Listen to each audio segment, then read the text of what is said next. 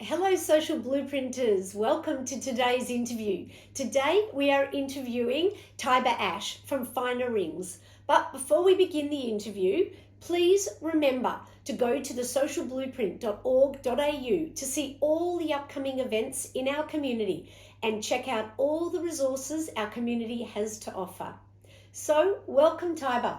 Thanks for having me. Lovely to have you in front of the camera to be able to introduce you. It's good to be here. Thank you, because you've got a shop in Carlisle Street. Sure do. One of five, actually. Fantastic. Yeah. Before we go into the interview, where did you go to school? So I went to Bethrifka my whole life, from kinder all the way up to year 12. I graduated Bethrifka. Okay, and then what did you do after school? After school was a lengthy process to get to where I eventually found my calling. I went directly after to seminary in America, and then I did a couple of years of shlichut. I worked for Friendship Circle here in Melbourne. What is shlichut? Sorry, for those who don't know. It's, how do you say? It's like a missionary. So I worked for a Chabad house in Philadelphia, and I did all of their events and their planning, and then I worked for Friendship Circle here, which is an amazing organization that works with kids with special needs. Yes. And it's great. I loved that. Then I went to be a project administrator at a construction company. Oh, yes, I know. So as I was working in that, even though I loved it and it was great, I realized I really wanted to go back to what I originally wanted to do, which was nursing. right. So I went to school to study nursing, which I actually ended up graduating. Full-time or part-time were you studying that? So actually I started full-time nursing and I quit my day job. I quit the construction company, which is why I started FinerRings, to help me get through uni without being on Centrelink. Yes. And by the time I got to third year, the final year of nursing, I actually went part-time because the business was doing well enough and it required too much attention. Yes. So I went part-time with uni, and then when I graduated, I had a really tough choice as to which one I wanted to go with. Okay, so you obviously went with finer. Did you ever work in nursing? So I did the 4 years worth of school, which Yes. a lot of nursing is practicals. So you do work a lot in hospital. But by the time I graduated, I got actually a job at the Alfred, which was my goal, to just get that job at the Alfred, which I got. And then the truth is, it wasn't really much of a hard choice. I knew exactly what I wanted to do, Right. deep down. So I declined that offer and went straight full-time FinerRings. So tell us about jewellery to you. How did you get into, were you making jewellery at home as a hobby? Yeah, so jewelry making, in terms of me as a person, I love being creative. I love using my hands. I love being, manifesting something from nothing, really. And so jewelry as a kid was something I always loved doing. There was this really cool shop called Beads and Buttons growing up, where a lot of girls did birthday parties there. So I would go and I was a very hyperactive kid, really too much energy. And jewelry making was that one thing that I could just hyper focus on, and I loved it. It was so therapeutic. So when it came to starting nursing, I knew I wouldn't be able to fulfill my creative outlet. Mm-hmm. So I thought, why not just start jewelry making? It'll get me through. If I can build something of it, amazing. If not, it'll be a really great experience. And if I can do nursing and then also fulfill the creative side of, doing a little bit of jewelry on the side, it would be awesome. Like best of both worlds. So did you do a jewellery course? How did you, besides beads and buttons, did you then go and do a silversmithing course or how did that evolve? I didn't, actually. I watched a lot of YouTube. And I think YouTube is an amazing platform to learn new skills. Yes. My brother taught himself piano from YouTube. And my other brother taught himself guitar from YouTube. Amazing. So I taught myself all the hard things that I didn't know off YouTube, of like self-teaching, of little things like that. If I knew how to make something, I could figure it out myself. Yes. But if it came to a point where I was like, okay, how do I end that or close that off? I just YouTube it and it would show me everything I needed to know. So were you doing regular visits to Beads and Buttons to gather at supplies, and then you had a special space in your home to do that, or was that in your bedroom? Yeah, that's a great question, because part of the reason why FinerRings is as successful as it is is because of what I started the business on. So I started it with this material called gold-filled, which is an amazing product because when I started, gold-filled didn't really exist.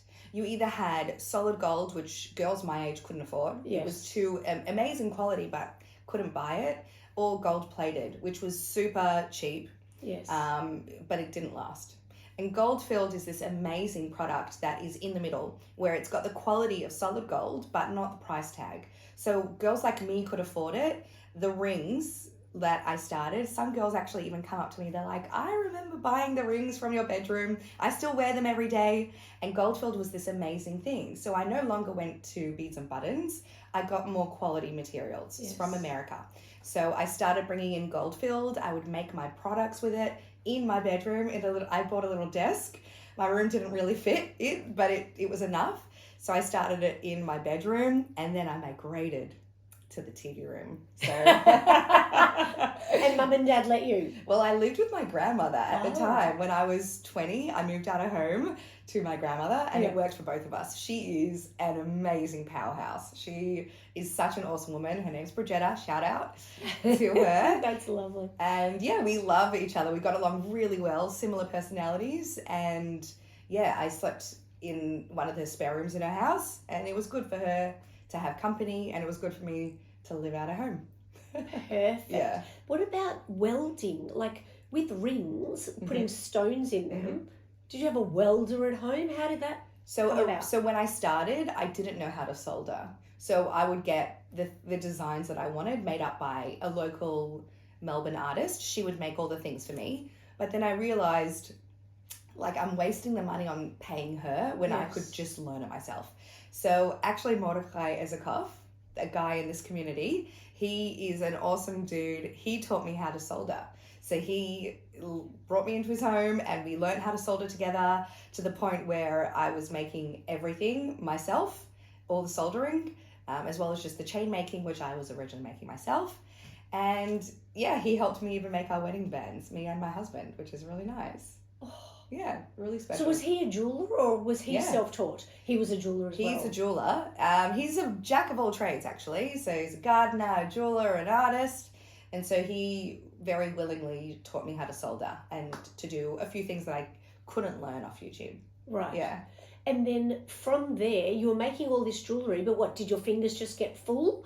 Or did you, how did you progress? You started selling it just to friends initially? Yeah, so the brand is called FinerRings because I started with this gold-filled ring. Right. Rings are one of the only things that really rust and tarnish quickly, and it's visible. So you get like this green line around your fingers. So rings was how I started FinerRings. And then as the rings started to do really, really well, I would give them to my friends and my family to test and to wear and to model and to promote. But pretty much set up the website at the exact same time. So I made a ring, I'd put it up online, and I would watch it sell. And I used the help of Instagram because at that time, Instagram wasn't for businesses. It was for like people taking photos of their cats and their dogs and their family and their kids. And so Instagram for me was a massive platform, which I used to promote my business, and it was so much fun, the marketing side as well as the making side and building my website and updating the website. I just had a lot of fun. It was no pressure on me whether or not I succeeded or not, because I always had nursing as my backup. Yes. And I really had a great time. I still have amazing time. That's why I love what I do. I'm very lucky. But yeah, that's started really small from the TV room to my friends. And then, I really watched it grow. I created a community. I used myself and my story on Instagram so that people knew who they were buying from. They weren't just buying from a business. They were buying from a face and a person. Yeah. That is, and then, so just to clarify, FinerRings, is that because everything is delicate? Yeah. So it was a play on the term, the finer things in life. So I made it, and I was like, I'm just going to do rings. Also, if the brand takes off, then I can just change the name, which I never did. No. So yeah, it's FinerRings, and it just, I don't know, everyone just knows it as FinerRings. Yeah. Yeah. And so you did I noticed you did some markets, you said. Is that how you started? Yeah. So, after selling from home? Yeah, so I sold from home, I sold from my website, And as I started to spend more time on it and really start to shift my focus towards wanting to actually try, I would spend my Sundays at little craft markets all around Melbourne. And that was not just a really good way to promote the brand. It was actually really good, like justifying that what I was doing actually made sense. Yes. I would go to a market in the middle of nowhere and people would maybe sell their stuff, maybe not, maybe they'd do well, maybe they wouldn't. But I always had customers and I always had people looking and perusing and spending money. And I was like, I actually think I got something here. I think I got good stuff. Yeah. And was that also an avenue for you to test pricing? Because it's one thing to have a beautiful product. It's another thing to price it. Is that where you learned pricing? That's a really good question because I always give advice to people if they ask. And I always am genuine as much as possible. So my biggest advice to people wanting to start a business is to stick to 3 pillars, which is, for me at least, one of them was affordable pricing, which I started off with. And then as time grew on, I maintained that affordable pricing. The quality of my products haven't changed from start to finish. They're still really good quality. Yes. And then they're all handmade. So I have about 30 staff now that work for me. Wow. Yeah, across 5 stores and the online platform. And I teach every single one of them how to make jewelry. So they can come in, they're like really awesome chicks, but not one of them have previously learned how to make jewelry. And I just sit there for 3 days. We do a 3-day intensive and it's really fun. And these girls love working because it's not just any retail job. They actually get to be creative in their job.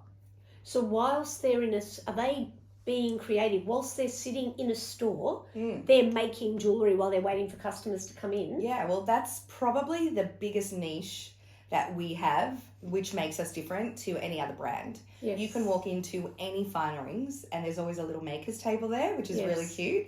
It's got all the tools and the little supplies, and you can say to the staff member, any staff member, I like that chain, but I want a little pearl on it, and I want a little A added to it, and I like these earrings, but they're too long. Can you make them shorter? Had no idea. Yeah, and our staff can do anything up on the spot. We don't charge any extra to customize anything, and they do it up for you within 5 minutes. And you can watch it being done right in front of you. We don't go to some back room. Like, we do it right there. Yeah. Yeah, it's very cool. Brilliant. Okay. It's really cool. As an ex-business owner, did you not hesitate teaching your staff how to become a jewellery maker, thinking that they may be future competition?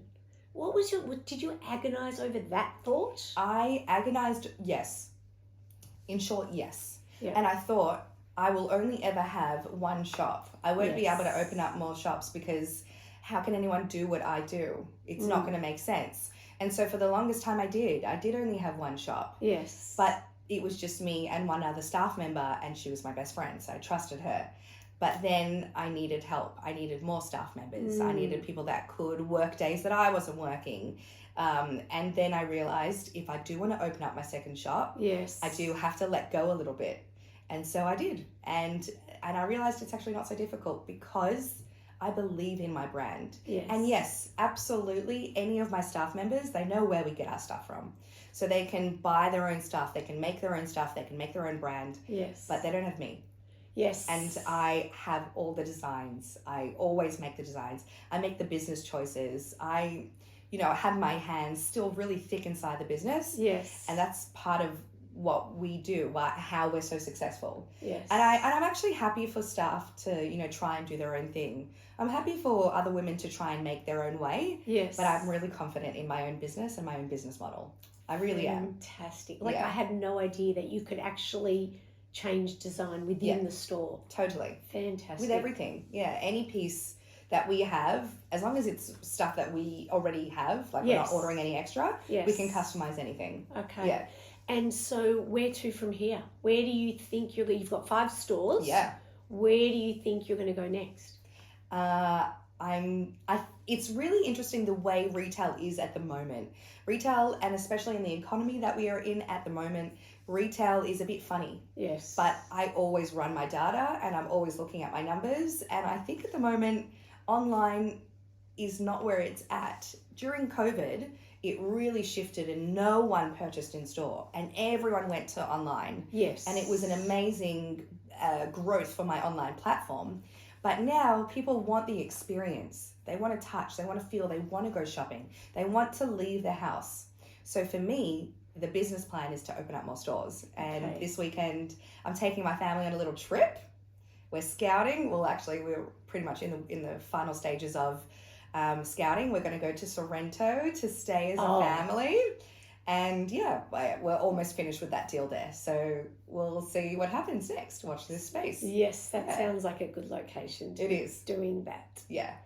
Okay, that's very interesting. How do you know when it's time to open a new store? Do you just get itchy fingers and you're like, okay? I think it's when also the way we set up new stores is really much my husband and I. Yes. Like you can watch any of our videos. We've built pretty much every single store from scratch. We paint, we lay the floorboards, we build the shelving, we do it all. Yeah, we do the lighting.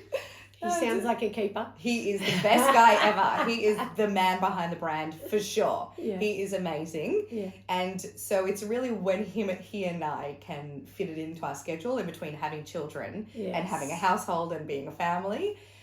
So we've gotten to the point now where my baby is already 6 weeks old. She's grown up. So we're ready to... 6 weeks is grown up. We're bored. We don't have anything on. So why not just start another one? Yeah. Wow. Okay. And what about the designs? Do they just come out of your head? Where do the designs come from? So I quite literally live and breathe jewelry. Everyone's Instagram feed is what they're most interested in. Like if you're a parent, your Instagram feed will be your babies. But for me, my Instagram is completely jewelry. Yes. And I know what's coming. I know what's trending. I think about it all the time. And sometimes I'll be looking at the staff, which is great because they also all customize their pieces. Yes. Like they will get the tools and they'll be like, oh, I've got an event on Saturday. I'm going to make myself earrings. Yes. And so I look at what they're wearing and I'm like, oh, I like those. And I actually looked at your earrings when I walked in and I was like, I like them. Yeah. So it's good to take inspiration from people around you.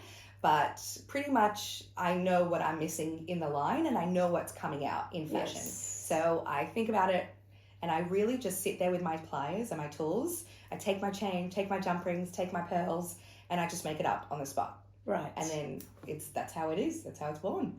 And then children. How do you juggle children with running a business? Because that's hard. I would say the hardest part is being a boss at work and then coming home and not being a boss to your children. Like I was saying before, it's really hard to micromanage and be the boss of a 3-year-old because she will do what she wants. It's taking off that element and realizing that your children are a product of you and they want the best of you. They want you to be fun. They don't want you to be their boss. They want you to just be their mum and love them and care for them. To juggle the two is probably the hardest part of my life. I want to give everything to my children, and whenever I'm with my children so much, I feel the business is slipping away. And whenever I'm too much in the business, I feel like I'm not giving that to my children. Yes. So it's really about integrating the two for me. I take my daughter to work with me as much as I can. I put her in the shop as much as I can, and realizing that at the end of the day, the business is amazing, but I'm only running the business to be able to support my kids. Yes. So they are number one. On Shabbos, being a Jew, we're really lucky to be Jewish because on Shabbos I fully turn my phone off and I'm not contactable by any of my staff. Yes. Which is kind of crazy because in retail, the most busiest day is Saturday and the most trouble that we have is on a Saturday. So to turn your phone off it's not heard of. Yes. But my staff know that it's a hard line and they really can't contact me. They really can't get in touch with me. So Saturday is my day and Shabbos is the day to be with my children wholeheartedly. No phone, no materialistic stuff, no work talk. And Sunday is the same, but obviously I'm reachable. But it's nice. It's good to be able to have both. I think from hearing you say that, it makes me realise that you have to properly train your staff to enable them to cope on a Saturday when you're not contactable. And I think a lot of people can learn from that. To train their staff so well that when you're not contactable, they can handle things. That and the other point that a lot of bosses don't understand, it's that it is okay to sometimes take a step back. Yes. A lot of people who are the boss think, oh my God, it's not going to be able to work without me. No one can do my job, which they can't. They absolutely can't. And you are irreplaceable. But if you were to try and just like, you know, take a step back and put your kids first and your family first, it is okay. And yes, there'll be teething issues, but it is okay to have a good work-life balance. It's a lot of people I know that are workaholics really do take that time with their children away, and your children are young ones and they're impressionable ones and they need that love and attention from their parents. It's so important to, you know, for them to have you. Yes. They can have a role model of a parent that works hard and loves their job and is dedicated, but you know, your kids need you. Yes. So work is amazing. We also have this amazing thing called WhatsApp now, which a lot of the older generation never had WhatsApp. And I have all my 30 staff in this chat. And if there's an issue, which they'll write, hey guys, I've got a scary guy in the shop or whatever. Another girl will be like, no worries, I'll be right there in a minute. Oh, or someone's like, the system is down, what do I do? And another girl's like, you know, restart it, pull the battery out, blah, blah, blah. Like they're there for one another. We've got an amazing team and Yes. they're there to foster each other and help each other. And if somebody is suddenly not available, like they might have COVID on a Saturday, do you just close that store? That happens a lot. A lot with staff calling in sick. And it's always the, hey guys, I know it's really late notice, but can anyone cover my shift? And sometimes they can get it covered. Yes. And if they can't, they don't have a choice. We can't close the shop. So maybe we can start the shop an hour later to get them in as much as possible. Yes. But with retail, if we're closed, we're not making money. And that's a massive problem. If we're not making money, they don't have a job. Yes. So it's a big struggle. And yeah, it happens all the time. And a lot of the time the staff are like, yeah, hey girl, I'm free, no problem. And they'll just do it. But if it's not, we don't have a choice. Yeah. Okay, thank you. And when did you realise it was the right time to move from not just rings? Yeah. It was back in the good old days. Once the testing was done and my friends and family loved the rings, it was like, okay, now I'm ready to move on and do something really cool. I'm going to make my first necklace, which till this day, I actually still have the necklace. It is a necklace that has a little disc and I stamped the initial on it. And the coolest thing about that is at the markets, I set up a whole stamping station. Yes. So you would walk past and you could watch me stamp it and you can buy that necklace and I can do it on the spot for you. And that was super interactive. Yes. People loved that. They loved watching it. Yes. Until this day, it's still one of our top performing products. It's a great product to do. You know, you can walk into any of the shops and get a stamped initial on any piece. And as that did really well, it was like, well, that's really good. Let's do a layering necklace with it. Yes. And then very quickly it was like, well, I've got the chain anyway. Why don't I just make a bracelet? Yes. And now I've got that chain anyway. Why don't I make hoops? Why don't I make earrings, you know? And so it grew and grew and grew. And now we've got heaps of products. So many. Too many. Fantastic. Yeah. All right. And software? Was that a hard decision? What software to use? No. Not really. Good. I think if you're like tech savvy and you're ready to go, then yeah, you could just jump online. There's an amazing platform called Shopify, which I use for my website. I also use it for my whole back end of my business. Wow. It's super easy to integrate and use if anyone wants to start up a business. All of my shops are run off Shopify. So the reporting is very simple. It's all in one space, which is great. Fantastic. I'm able to see my online sales as well as my store sales and compare, run marketing data. It integrates great with social media. So you can see how much revenue comes from social media. It's just a really great, powerful platform. That's good That's to know. what we use. I've used it from start till now, pretty much. Yeah. Brilliant. Mm-hmm. All right. Well, thank you so much for coming. Thanks for having me. To the Social Blueprint. We've loved having you here. Yeah, It's been it's so such good. an interesting story. Now everyone can go to FinerRings and see what the range is that Taiba's talking about, and also have little pieces adjusted to exactly like you want it. Yeah. So everyone, thank you so much for joining the Social Blueprint today. Please share this video with your friends and check out the great community resources on socialblueprint.org.au.